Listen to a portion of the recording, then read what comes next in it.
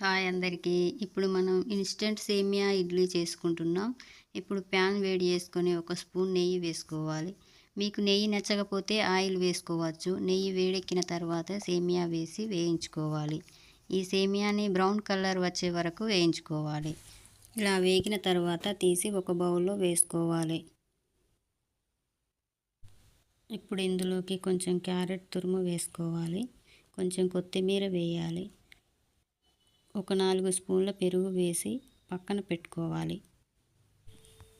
Next pan పెట్టి oil వేసుకోవాలి. ఈ ఆయిల్ వేడయ్యాక జీలకర్ర, ఆవాలు వేసుకోవాలి. నెక్స్ట్ శనగపప్పు, మినపప్పు వేసుకోవాలి. ఒక పచ్చిమిర్చి చిన్నగా కడిగేసి వేసుకోవాలి. ఒక రెమ్మ కరివేపాకు వేసి ఇవన్నీ వేగిన తర్వాత ఈ సేమియా మిశ్రమంలోకి వేసుకోవాలి. నెక్స్ట్ కొంచెం జీడిపప్పు పలుకులు వేసి వేయించి ఇందులోకి వేయాలి. ఇందులోకి తగినంత సాల్ట్ వేసి అన్నీ కలిసేలాగా కలుపుకోవాలి. ఇలా కలిపిన తర్వాత ఇడ్లీ ప్లేట్కి ఆయిల్ వేసి మనం ప్రిపేర్ చేసి పెట్టుకున్న బ్యాటరీని వేసుకోవాలి.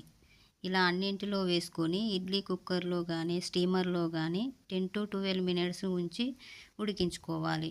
ఇలా ఉడికిన తర్వాత తీసి ఒక ప్లేట్లోకి సర్వ్ చేసుకోవాలి. అంతే, ఇన్స్టెంట్గా అప్పటికప్పుడు చేసుకునే సేమియా ఇడ్లీ రెడీ. చాలా టేస్టీగా ఉంటుంది. ట్రై చేయండి.